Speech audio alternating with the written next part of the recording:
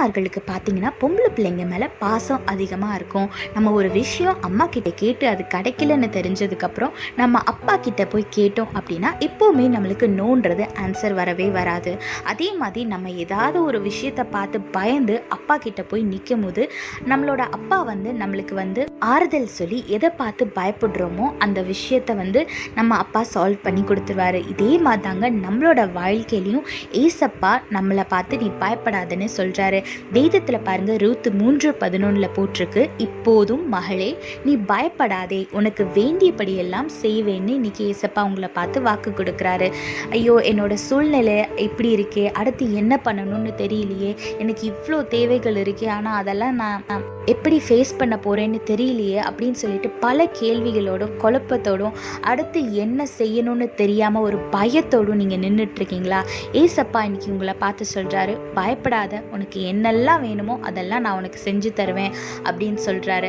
அதனால் நீங்கள் உங்களோட தேவையை பார்க்காம ஏசப்பாவை நோக்கி பாருங்கள். அவர் பாதத்தில் அமர்ந்து அவரை துதிக்க ஆரம்பிங்க. ஏசப்பா கொடுத்த வாக்குத்தத்தத்தை விசுவாசத்தோட அறிக்கை செய்யுங்க. ஏசப்பா நிச்சயமாக உங்களோட வாழ்க்கையில் ஒவ்வொன்றா நிறைவேற்றுவார். கர்த்தரை மாத்திரம் நோக்கி பாருங்க, அவரை பற்றி கொள்ளுங்க, ஆசீர்வாதத்தை பெற்றுக்கொள்ளுங்க. கர்த்தர் உங்களோடு கூட இருந்து உங்களை ஆசீர்வதித்து பாதுகாத்து வழி நடத்துவாராக. ஆமென்.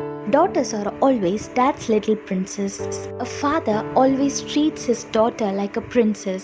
He will never say no to her and he will protect her, comfort her and love her so much. Likewise, our Father God also loves us. Look what the Bible says in Ruth chapter 3 verse 11. And now, my daughter, do not fear. I will do for you all that you ask. Yes, our God is promising today that He will do whatever you ask in His name. So do not fear. You might be in a situation where you don't know what to do next.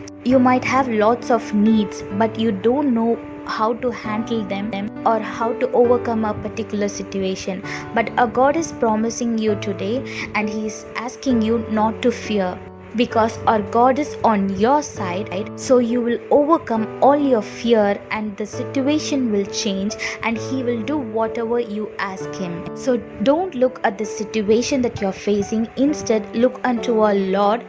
Sit in His presence and start praising Him and He will start to do miracles in your life. So hold on to our Lord.